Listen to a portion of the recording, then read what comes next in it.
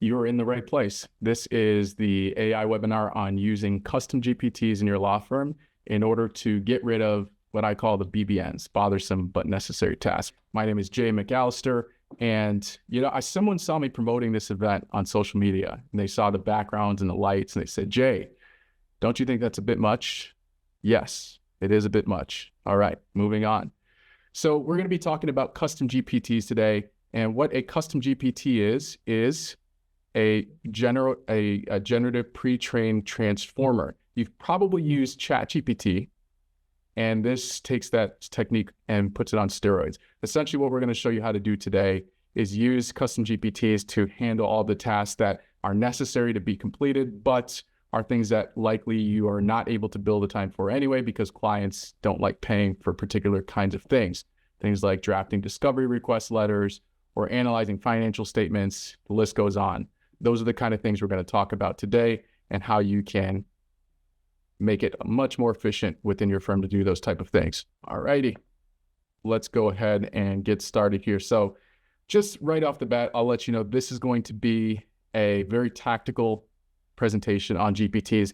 If you haven't delved into ChatGPT before or any of the similar technologies, this may not be the thing for you.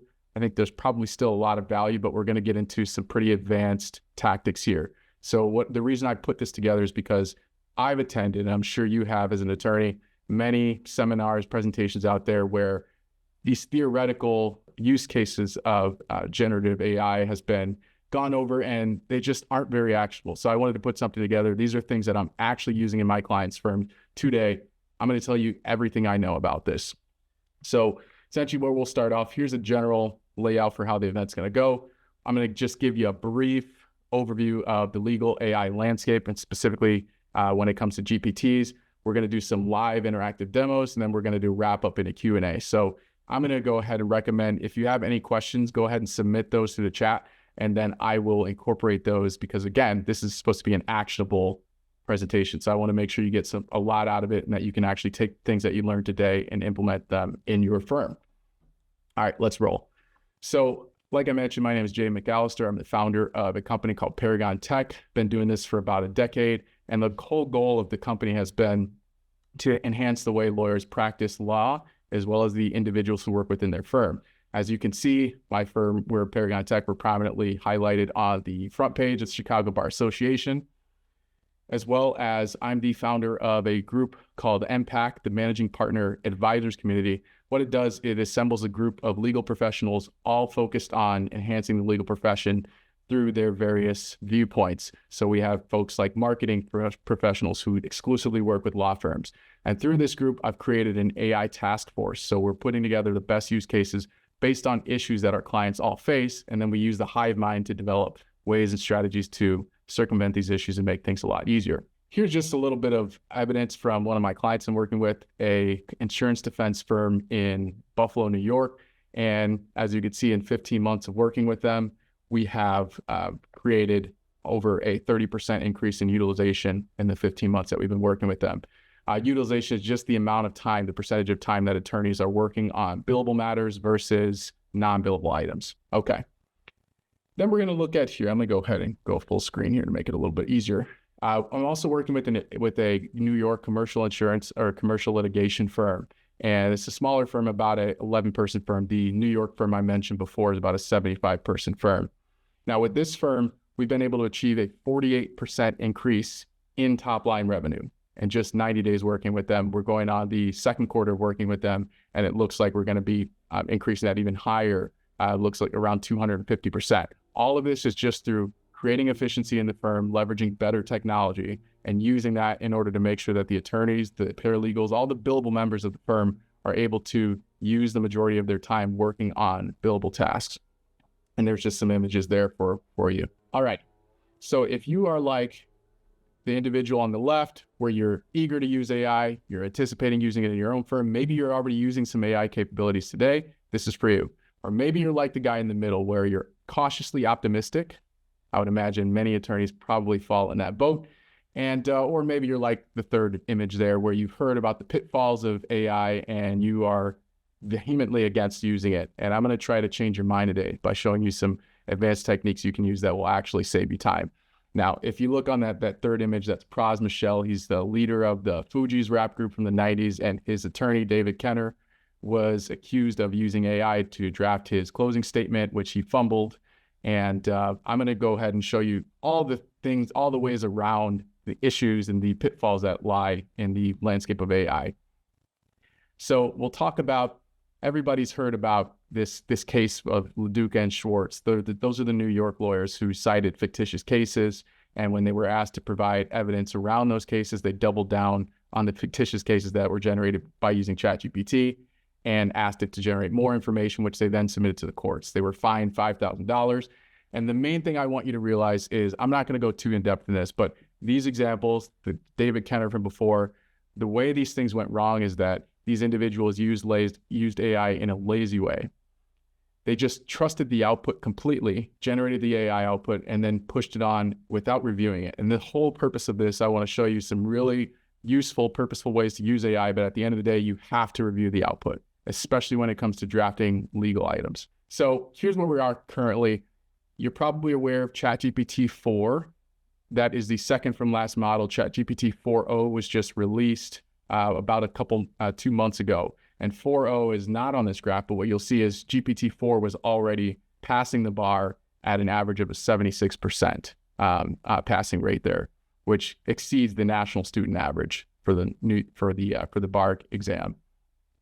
So ChatGPT 4.0, I would probably theorize it'll be somewhere in the 90s, as far as the 90th percentile, as far as the being able to pass the bar exam. So AI technology has really come far in the last year or so and is being accelerated. I just want to show you just a quick example here before we jump into the meat and potatoes.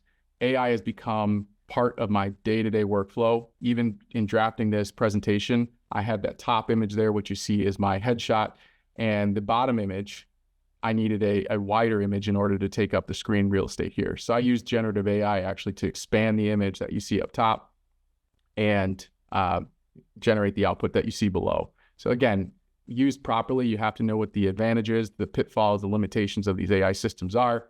You can use them to enhance your practice. Now let's get into the meat and potatoes. You've probably used ChatGPT, which is a generative pre-trained transformer. Essentially, the generative part means it's creating new content. Pre-trained means it has an existing data set that's being used and loaded into it in order to give it instructions on how you'd like it to operate. And then transformer means it can manipulate the data. It can do new things with it, come up with new insights based on the existing data, following the rules that it's been trained on. That's ChatGPT. What we're going to be talking about today are custom GPTs. So you may or may not know, but about a year ago, ChatGPT opened up their platform and they allowed us, consumers, to go in and create our own GPTs, meaning we can create our own program that's purpose-built for a specific task. Now that's really key to understand here.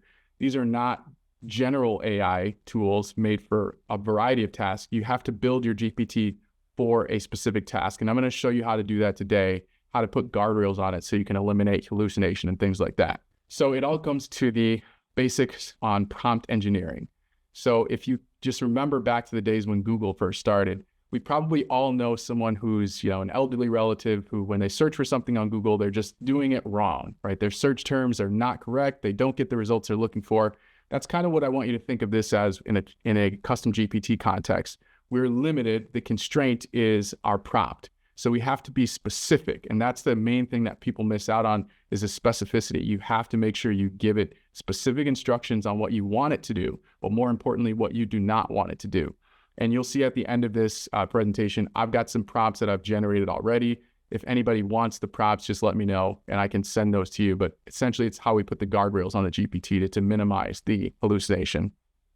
The other thing is bias. So a lot of times folks will input bias into their prompt unknowingly. So for example, if I were to ask ChatGPT to explain why the sky is red, see what I've done there? I've included bias in my question. I'm assuming that the sky is red rather than asking what color is the sky and give me a description.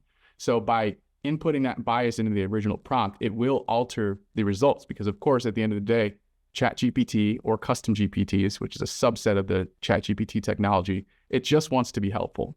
So we have to make sure that we're engineering this properly to make sure we get the intended results. So here's the things that we have to overcome. AI hallucinations, that's a big one. it means the AI is simply producing output that is either incorrect or partially correct. Confidentiality, especially in the legal context, we'll touch on this. Again, this is not a CLE presentation. There's no ethics credit here. I'm not an attorney, so you'll have to consult your local jurisdictions. I know we have folks from all over the U.S. on this webcast today. But the main thing here is that you have to make sure you ensure confidentiality no matter what jurisdiction you're in. And I'll show you how to do that because the real power in these custom GPTs comes from using client identifiable data in the GPT. And there's ways to do that safely, securely. It's to make sure that you retain access to that data. The ambiguous judicial regulation, there are so many judiciary bodies that I've spoken to across the country, and there's always there's ambiguity around what's permissible, what's not, in consent, disclosures around using AI. There's all of these things. So I've actually, as part of this MPAC group, I've started an AI legal task force. And essentially what we're doing is putting together best practices. So that way it's a guide on how to use AI and when you should make certain disclosures and how those should operate within your firms. So more on that later. But what I would say is, always err on the side of caution. When you're using these GPTs, make sure, I always advise my clients to just disclose that in your engagement letter to your client. Hey, we're a firm that does use AI for certain tasks in order to produce better output for you in a more time efficient manner. And as a result, you at least cover yourself from the disclosure aspect of things. Skill atrophy is one that's kind of an interesting thing that I've heard about recently, which is if you're using AI on a day-to-day basis, do you become a worse practitioner because you're not flexing those muscles? I would argue not, but again, you have to be using it in a specific way. And again, we always have to make sure we check the output. And then role structure. So this a lot of times is relevant to, kind of entry-level associates. Well, now that it's possible to get some of those initial drafting tasks completed using AI, what will the role look like? And what I've been doing with my clients is advising them on how they can modify the role to make best use of those resources so that they can put their minds into the legal work in a way that's more meaningful and purposeful. And I think at the end of the day, it creates a better working dynamic for all parties involved. So you have to learn what the limitations are. This is just a silly illustration to show you, but I think it emphasizes the point. So if you're using an AI image generator, you have to know that the limitations exist there. And one of those limitations are hands. Image generation models, they struggle with hands. They just don't know how the human hand works. So as you can see in the top photo, there's more than one finger where it shouldn't be. There's looks like the left one, bottom left, his fingers are made out of spaghetti. It doesn't have a good idea of how hands work and function. And it's always been that way, although it's improving. As you can see also with text, I had to just include this for my own self to make me feel better. Jay McAllister, most attractive and intelligent AI professional of the year. You can see it struggles with text. The text is blurred. It's missing letters in some points. So you have to know what the limitations are to be able to leverage these platforms effectively. When it comes to custom GPT specifically, there are 3 limitations that I've identified. One is they're stochastic. So the output of a custom GPT is not deterministic, meaning if you ask the same question, you get a separate response. And if you zoom in way, put your bifocals on or your magnifying lens to that image on the left, you'll see the same question, what's the best flavor of ice cream? I get 2 separate answers. Similar, but they're different answers each time with the same question. So that's what the stochastic means. You have to keep this in mind when you're creating use cases for GPTs. And I have a framework that I'll show you on how to analyze which tasks will be appropriate for a GPT. The second is pattern prediction. So the way GPTs work, they're simply just predicting the next word or series of words in a phrase. So they're not actually understanding your input, or they're not understanding even their output of what they're saying. They're simply analyzing your request against what's available on the public internet and then putting together the best, most likely scenario choice of words. And it does that word by word as it builds the phrase out. So as you can see, if you ask it, how much is 2 plus 5? It tells you 2 plus 5 is equal to 7. I input, my wife says it's 8. Well, it says 2 plus 5 is actually equal to 7, not 8. It could be possible that your wife made a mistake or misunderstood the problem. Well, I tell him my wife is always right. And it concedes. It says, I apologize. The answer is 8. I'm sorry. So again, it's pattern prediction. It's not actually performing the arithmetic right there. And the last item is token constrained. I don't want you to get too involved in the details of tokens, but you need to understand at least conceptually what a token is so you can understand the tasks that are most appropriate. So in a GPT context, a token is essentially the context that it can load and consider when creating your output. So ChatGPT in its current state, ChatGPT 4.0, the newest model, it has a token limit of 128,000 tokens. So what does that mean? Well, if you look all the way at the bottom, it says the transcript of the Declaration of U.S. The Declaration of Independence for the U.S. is 1,600 tokens, the entire transcript. So to give you context on that, tokens are not necessarily words. Sometimes they're phrases. Sometimes they're groups of words. It's all based on the probability that words are typically grouped together. And if there's a particular set of words that's grouped together often, it will constitute one token. So, those are some general guidelines there. You could think of it as 1 to 2 sentences is about 30 tokens, 1 paragraph, 100 tokens, 1,500 words, 2,048 tokens.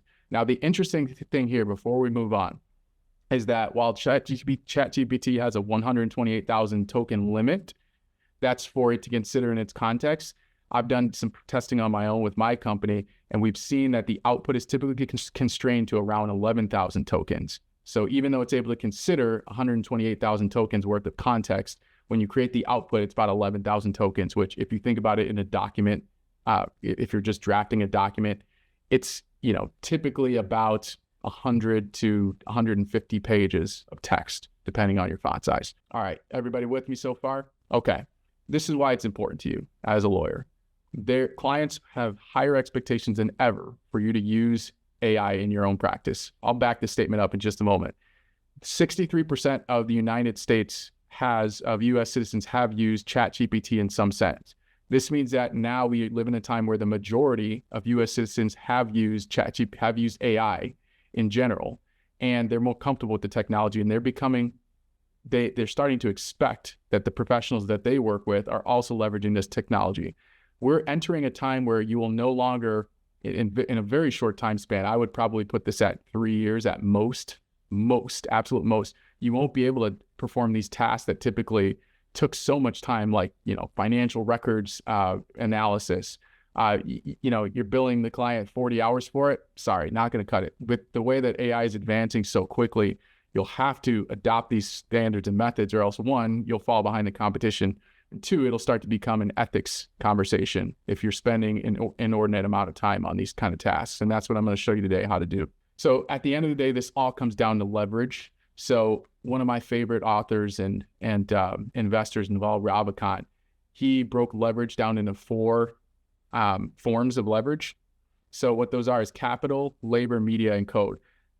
Don't get too involved in what they are, but essentially these are the only levers we have at our disposal to increase our output. So for the same unit of time or energy, we want to maximize the output we get out of it. We do that either through capital, so making monetary investments, labor, hiring people that can do the work on our behalf, media, things like social media, using our online presence or web, digital, print media, things like that in order to magnify our efforts. And then code is the last one we're going to be talking about today, which is using software to do things for you. So as far as AI goes in the legal profession, there's still a minority of lawyers that are actually using in their day-to-day. It's interesting. It's flipped. When I told you, 63% of the U.S. population has used AI in some form or fashion, 38% of lawyers have used AI. And it's still a minority, which means we have first movers advantage. So if you leverage these things in your practice, you're going to outcompete the competition, period. You'll be more effective than they are. And Bob Glaves, he's the executive director of the Chicago Bar Foundation. He said, I think it sums it up best, that you don't need to worry about AI, but it's the lawyers who are leveraging AI who are going to be drastically more efficient than others. And you can see as and this was a study that was performed independently where they asked lawyers to rate their use of AI and whether it helped. 91% of lawyers who are using AI say that after they've used it for a prolonged period of time, it actually is saving them time. All right, real quick, let's talk about threats. So ALSPs, or alternative legal service providers, these are cropping up all over the world, and especially as of late, all over the country. The graph to the left shows you the states that are allowing either are allowing now or have pending legislation to allow non-lawyer law firm owners. Imagine that. scary thought, right? The legal profession has had a monopoly for, since the beginning of man.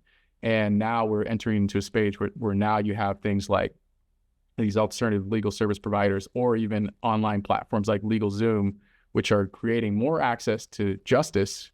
However, it's taking the skilled attorney out of the equation. So if you want to be able to compete with these kind of organizations, you have to leverage the technology, because the thing is, with these ALSPs, from the beginning, they're running their firms like a business. So they're looking, how do we maximize our efficiency? And they're looking to AI, to automation, technology in order to do that. So if we don't keep up as lawyers, we'll fall behind the competition. So you might be thinking to yourself, okay, great. So I get this concept of custom GPTs, but how do I actually use them in my firm today? So I'm going to show you, this is my framework that I've created, and we use this to evaluate every single client that we have, whether they'll be a good candidate for AI. A lot of times firms will come to us and say, hey, Jay, we'd like to implement AI. And my question is, for what? Why? Like, well, we hear we should implement AI, and that's not good enough. So what I did is I put together a framework that actually allows you to analyze with, empirical data to find out what tasks are suitable. And I call it leverage AI. And it's an acronym. If you look, the L stands for limit identifiable. So I'm going to just take a quick minute to go over this, and then we'll move to the live demos. This is important. So the limit being identifiable, that means that there has to be some type of constraint in your law firm that exists today that's preventing you from being able to operate with efficiency. So we'll get into some examples of that in just a minute, but you have to be able to point to something specifically and say, there's a constraint. V, variance allowed / no math. I try to, want to make this fit the acronym. So variance allowed means that, again, like I mentioned, custom GPTs are stochastic. So we have to be able to allow some variance in the output. If the thing that you're attempting to use a custom GPT for does not allow variance, or if there's math and calculations involved, it would not be a good candidate for a custom GPT. And by the way, if any of these letters in the acronym are answered with a no, then that would disqualify that particular task from being a good candidate for a custom GPT. The math component is an important feature of that. So when I say no math, generative pre-trained transformers, custom GPTs, they actually cannot perform calculations. So if I ask it 2 + 2, it will tell me the answer is 4. However, what you'll notice is that as you start to ask more complex math equations and analyze multiple subsets of data, the math is wrong. And the reason why is because, again, like I mentioned, it needs to be able to reference publicly available information. So rather than performing 2 + 2, it's looking onto the internet and finding all of the instances where people say 2 + 2, and it sees that, okay, usually the answer is 4, and that's how it produces its output. So again, it's not a calculator, it's a language model, which is different. So if whatever you're trying to do requires math, you cannot use a custom GPT for that. Now, I do have a workaround for that I'm actually going to show you in this demo as well in just a moment. Repeatable means that you have to be able to break down this task into a series of steps. You have to be able to say step 1, step 2, step 3, step 4. And if you can do that, it's a good use. If it's not a good use. Goal-oriented, meaning there has to be a clearly defined start and an endpoint. So when you achieve that goal, there has to be something that happens in order to say this is now complete, whatever task it is. Lastly, associate friendly. This one just means that is it a task that you would typically trust a junior or a entry-level associate to perform? If it's something that requires complex, sophisticated lawyering, at this current stage, not a good use for a custom GPT.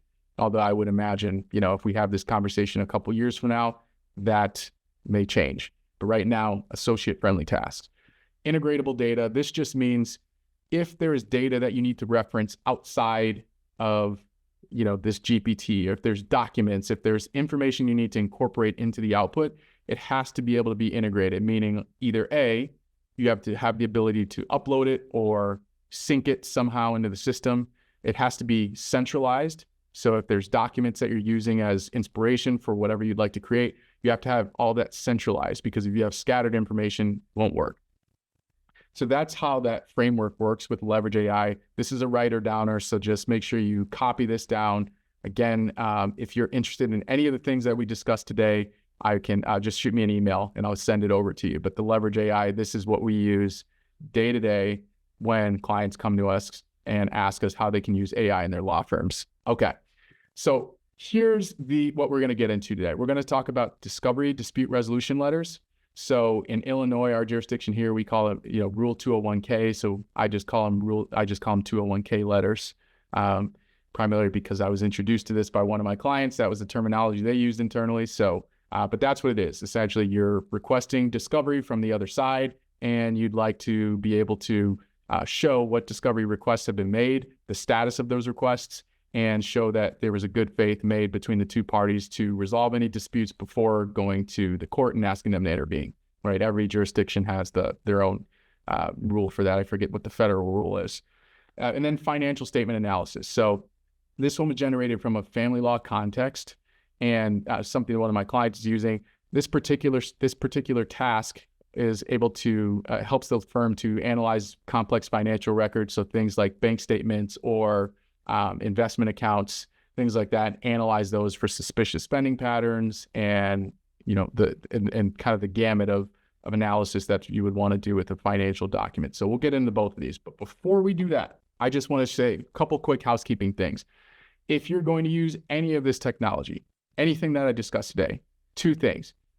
We talked about confidentiality. You have to make sure you keep your data secure. Currently, as it exists on July 22nd, 2024, there is only the ability to do this on the enterprise version of ChatGPT. So if you want to leverage any of this technology, you have to use the enterprise version. If you use the free version, it uses any of the data inputs that you give to retrain the model, to make the model better. That's how the model gets better over time. Well, obviously, someone could reverse engineer a prompt in which they could gain access to your client information if you input that. So I just want to make it really clear. Do not input any kind of client confidential information in the free version of ChatGPT. Now, if you move to the enterprise version, as you can see, there's no price listed there. I did the research for you guys already.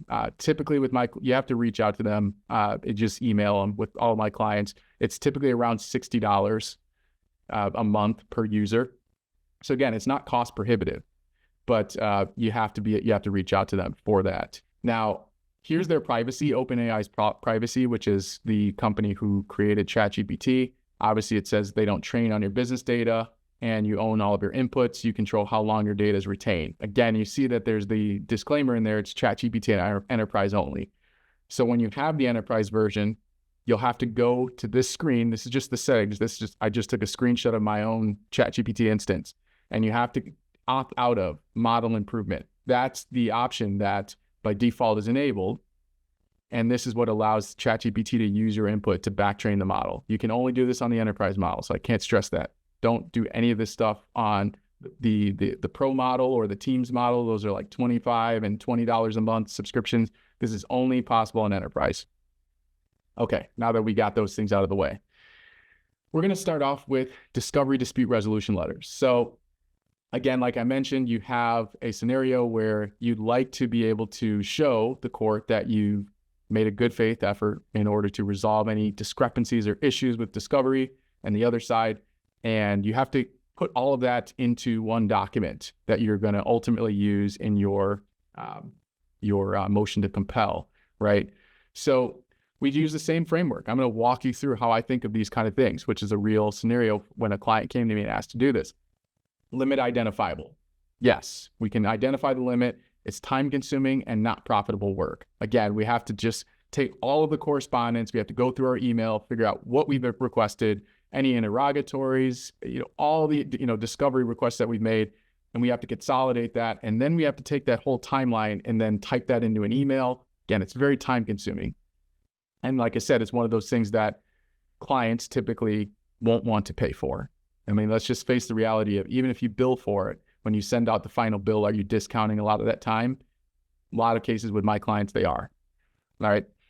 V, variance allowed. So yes, in the discovery request letter, variance is allowed, as long as we get the general theme across of what we're trying to communicate. Of course, we always check the output before we send to production. However, there is variance that's allowed. If there's certain pronouns or words or, the sentence structure is slightly different, we're okay with that. Repeatable. So it's a series of steps we can break down into 1, 2, 3, 4 bulleted steps. Absolutely, we can do that.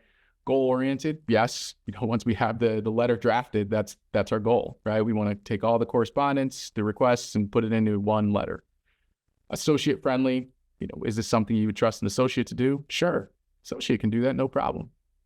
And last, integratable data. So again, with this particular item, we're talking about accessing the emails and the correspondence that goes along with it. Are we able to capture that information? Are we able to aggregate it and then use it to create our output? And the answer is yes. Now, I'll show you how to do this. If you've never used the paid versions of ChatGPT, then you would not see this option. But what I'll show you, we're going to switch over and do this real time in ChatGPT. What you'll see is that I've created this custom GPT. Here's our custom GPT, right? And we call it the 201K letter generator. Now, what this will do is it looks very similar to the basic ChatGPT interface, but what you'll see at the bottom is that there's a little paperclip icon. Now, that paperclip icon means that we can upload documents. This is where the real power comes in. We can actually use documents that are listed outside of, or that are stored outside of ChatGPT, and we can use that to create our output. So before I do that, I'm just going to show you how I built this 201K letter generator. I should say not how I built it, but I'm going to show you the context around what it's doing, and then we'll get into how it's built afterward. Doing great on time, this is a first for me. So we're going to try to keep that up. Alrighty. So here we go.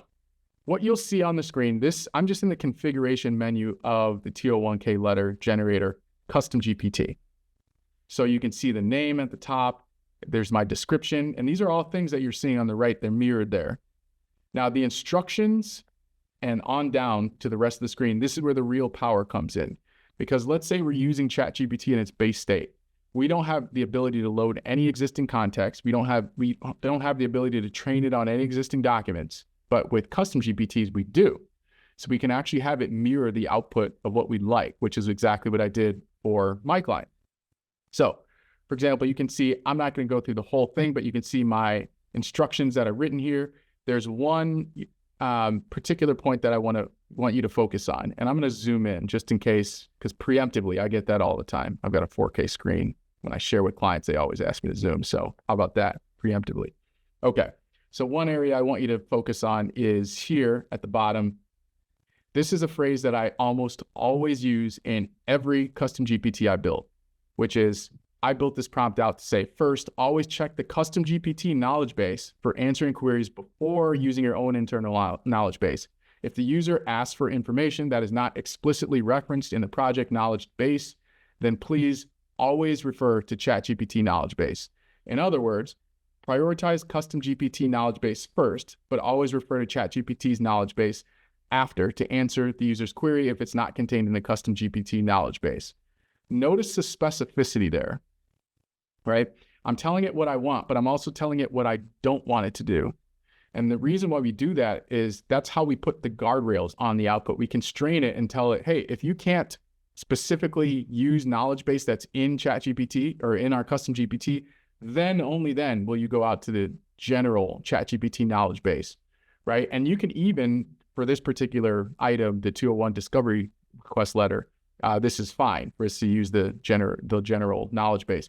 However, if there's something more specific that you would not like it to not use the existing knowledge base on ChatGPT, you can actually program that into your GPT.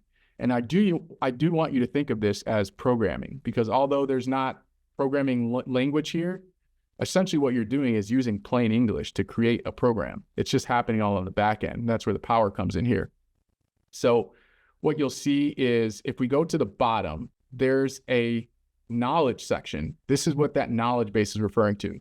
So what I've done is I've created a document called GPT test data, and I've actually included a redacted version of what I would like the 201K request letter to look like in its final state, based on the way that my client already generates those. So based on the context that I wrote, telling it, hey, I want you to take all the correspondence, document it, turn it into a letter. Then I tell it, here's an example of what a completed letter looks like. And you just use your best example. Like whoever has the best version of that within the firm, that's the one you use.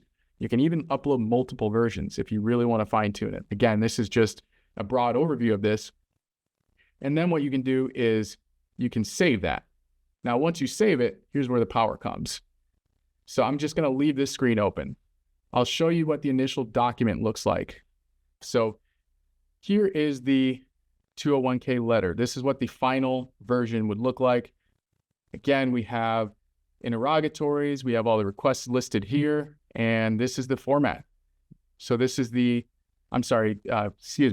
this is the correspondence. So these are all the emails that have been sent back and forth between us and opposing counsel. So I've just exported all these emails. Again, no particular order or format here. You just take it in its raw state, which is what the power of this GPT is, using custom GPTs.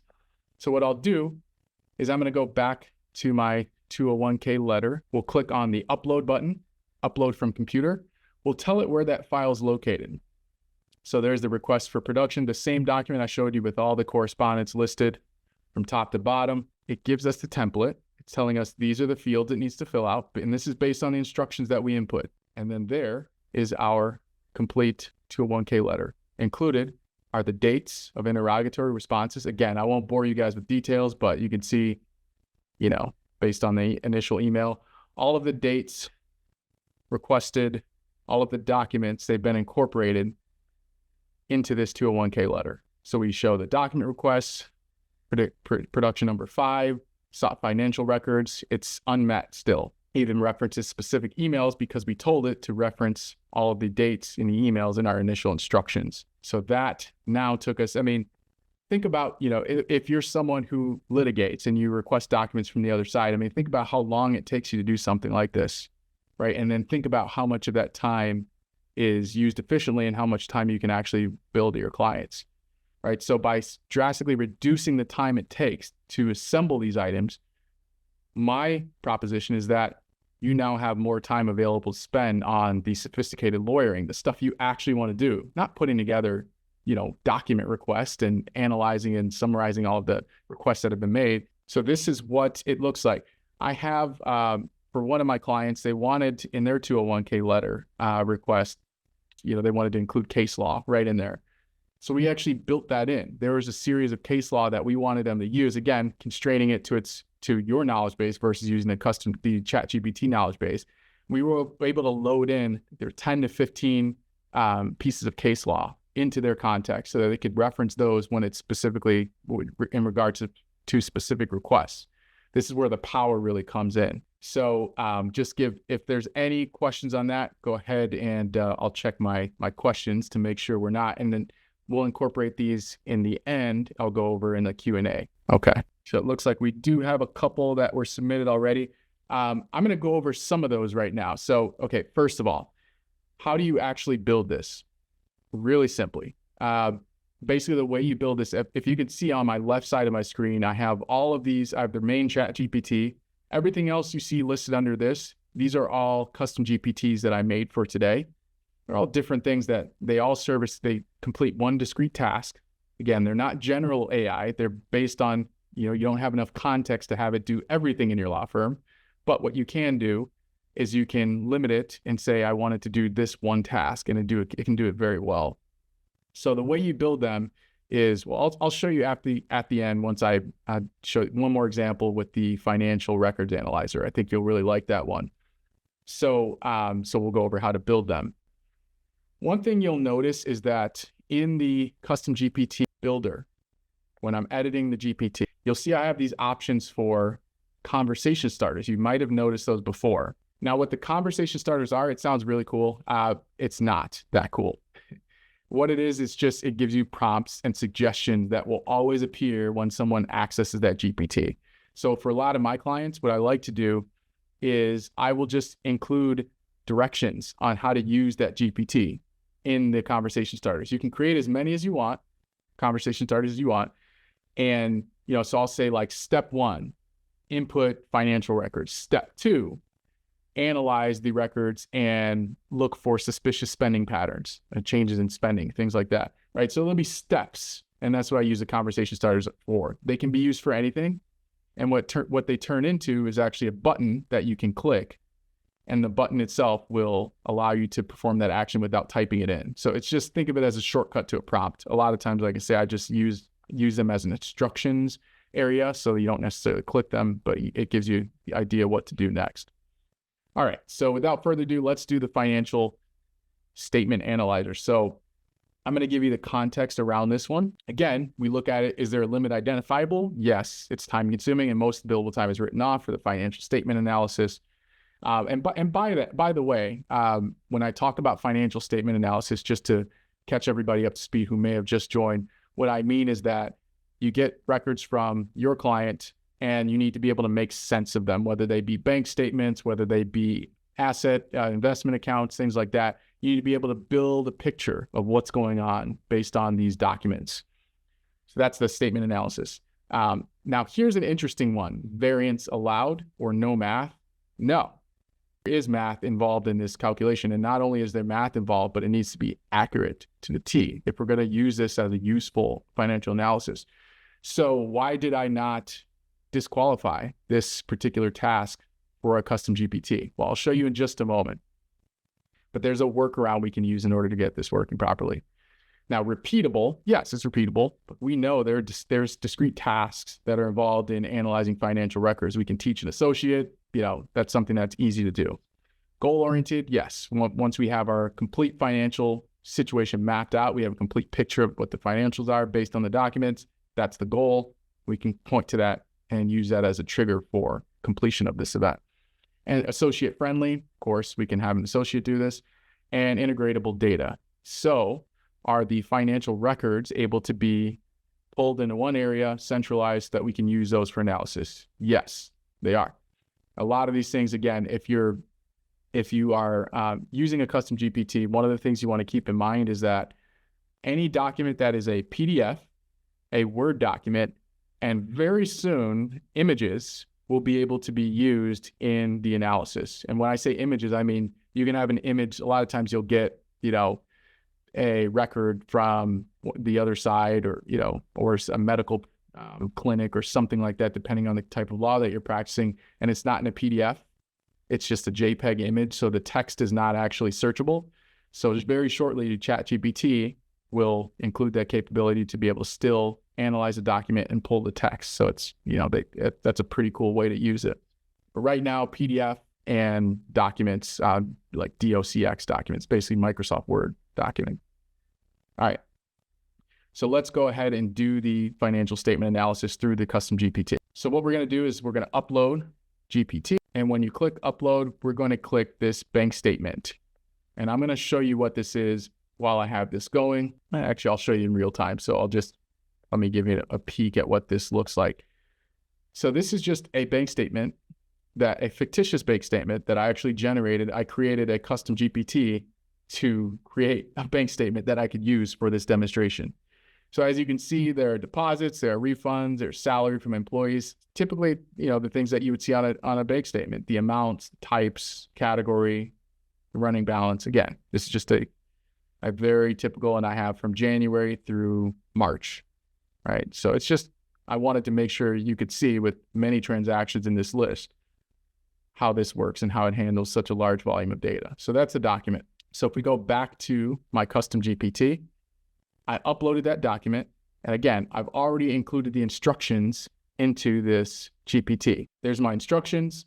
Again, I wanted to offer deeper analysis on transactions to identify potential dissipation of funds or signs of infidelity based on patterns, dates, and volumes of transactions. Again, this one was created with the family law context in mind. The analyzer will behave in a professional and detail-oriented manner, always ensuring the privacy and confidentiality of the data being processed. The role and goal: assist law firms by analyzing bank statements. Goal: provide categorized transaction summaries and offer deeper analysis for potential issues. Here are the constraints: always ensure data privacy and confidentiality. Only use provided data for analysis. Do not infer beyond given information unless prompted. Clearly communicate findings and offer further analysis options. Then there's guidelines I built into it. Again, I'm just giving it as much specificity as possible to get the output that I need. And then I include at the very end, always check the ChatGPT, the custom GPT knowledge base for answering queries before using your own knowledge base. Again, like I said, this prompt I use in almost all of my custom GPTs. It helps a lot in constraining the output and getting you what you actually need. So we'll go back to our custom GPT. We'll make sure we upload our document, our bank statement, and then we'll let it go to work. Again, I want you to also, while I'm running this, I want you to look at the time required. Think about the kind of time that it would take you to look through financial records and analyze for spending habits, categorize all the spending. I mean, you're talking tens of hours, right? When you have a multi-page, financial records at your disposal. So if you look here, we're already going and we're starting to summarize by category. We have salary from employers, we have refunds, we have other deposits, we have purchases and payments, money out. It even categorizes by subscriptions. I'm already seeing we have a $684 amount for a Netflix subscription, probably a fishy transaction. So we'll see if it picks up on that. We've got purchases.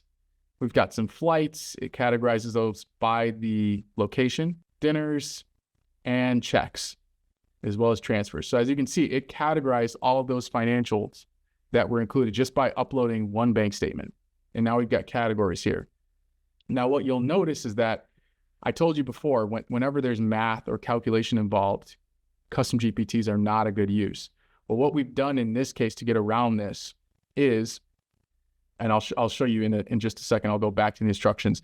I actually included a prompt at the very end that if there are any calculations that need to be performed on the data, do not perform the calculations and perform those in Excel as an output that as an Excel spreadsheet, which you actually can do on the enterprise version of ChatGPT. I'll show you how we can do that in just a second. So we get some recommendations here. There's some observations. It shows there's a high frequency of subscriptions, multiple subscriptions to services like Netflix, Disney Plus, Amazon Prime, Hulu, Spotify, and HBO Max. We've got frequent ATM withdrawals, high value purchases. It's showing that there's purchases that have been made from luxury retailers like Tiffany, Cartier, and then frequent transfers and checks. So we have recommendations are to review the high value transactions, assess the subscription services, look through that with a fine tooth comb, and then look at the ATM withdrawals. So the next thing that I programmed it to do is ask me if I want a more detailed analysis of specific transactions or patterns, such as potential dissipation of funds or signs of infidelity. So I can type in yes, I would like a more detailed analysis. And what that'll do is it'll then give me the individual dates, the actual transaction line item amount, the concerns, and what I could have it do when it finishes, and it's going through every category that we went through before.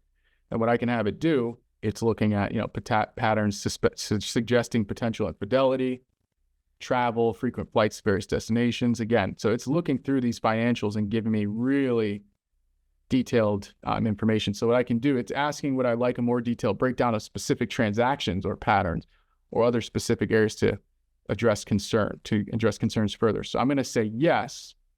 And what I'm going to type in this time is output this information to an Excel spreadsheet, including starting and ending balances. Okay. So we'll go ahead and approve on that. And what you'll see as it thinks here, and I see we are coming up here to our time, so I'm going to make sure we get through this because this is important. But what you'll see is once it creates its output, it now is giving us that detailed transaction sheet. Check that out. It has TBD because in the running balance as far as the starting and ending balances and the individual balances at each transaction because I instructed it do not do calculations in ChatGPT. So what it's going to do is you'll notice it's going to produce at the end. I will now create the Excel file. One moment, please. Here's a prepared Excel spreadsheet containing the detailed transaction. And as you can see, we're getting our output, and it is even earmarking the transactions as what the potential concern may be. So there's dissipation, infidelity, mismanagement of funds, and you can see there's our starting and ending balances. It's creating the formulas that we're going to use in Excel. So it's doing this all on our behalf. So when we open Excel, we're going to have all those formulas performing the arithmetic. We have our categories. We have the individual transactions earmarked, dates. We have reference to the line number, the amounts. We have the potential concern, and that's what you would ultimately perform your deeper analysis on. So again, like I mentioned, whenever it comes to using these custom GPTs, you always want to review the final output before sending them off. That's just a prerequisite of doing this kind of thing. Of course, the technology is not perfect. As you saw here today, we had, the issue with the downloading of the file. Likely, if we refresh the web browser, that would be all we need to do. But obviously, I would have to go through and rebuild the GPT. So I won't do that since we're pressed for time today. I'm sorry, not rebuild the GPT. We would have to rerun the GPT and put all the prompts in, upload the document. But this is the way that my clients are using custom GPTs in order to make their firms more efficient.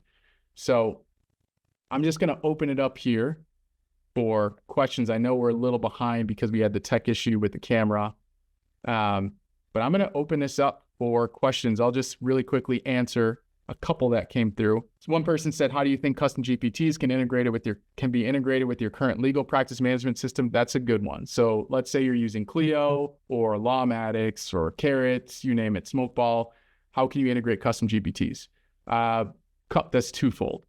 If your legal practice management system has what they call an open API, you can actually have information sent and received from ChatGPT or through your custom GPT into Clio and out of it, or Smokeball. Carrot also is working on an open API. There is Adorant. If you're an Adorant subscriber. Practice Panther's working on one. So if you're in one of those practice management platforms, you can actually send information directly from your practice management system into the GPT. Good question. I see there's actually quite a few. So I'll just take a couple here. Let's see. How do you envision custom GPTs impacting your firm's profitability and efficiency? Yeah, that's huge. So right now we're at the precipice because custom GPTs are just starting to be used. As you saw in that graph, only 28% of lawyers are now leveraging GPTs and AI in general. So there's a huge first mover's advantage here. What I would suspect is that as these become more prevalent, clients will become more used to having attorneys and professionals who leverage these technologies. It'll become a non-negotiable item. So my recommendation is get ahead of the curve, be proactive about it. And it's definitely going to be one of those things that the roles will change because the type of work that's being done will be more of the sophisticated work rather than the kind of boilerplate data entry work. There's going to be a lot more of that. Yeah, great question. We talked about compliance with legal standards and regulations when using custom GPTs. So again, always verify the output. My rule of thumb is disclose the fact that you use AI in your firm, in your engagement letter. And then think about the other thing as well. As part of your oath as an attorney, you have that duty to competence, which a lot of attorneys have focused on the risk side of that, understand the risks that exist, but also the second component of that is the risks and the benefits of technology. We have to understand the technology that's available and how to use it to make our practice operate more efficiently. So we're 7 minutes over. I jinxed it earlier, right? So that's going to be it for today. I hope you all got a ton of value out of this. Like I said, I wanted this to be something that was actionable and no theory. This is just all stuff I'm doing with my clients every day. This is everything I know about custom GPTs. But yeah, if any of this interests you, if you need any of the resources like the prompts that I gave during the presentation, just feel free to email me, jay@paragontechit.com. The links and all my information is in the webinar link as well. If you didn't catch that, just email me. Let me know if you need any of the resources. I'm here to help and support you. And hey, let's make the legal practice a little bit better, one task at a time. All right, you guys, thanks for coming.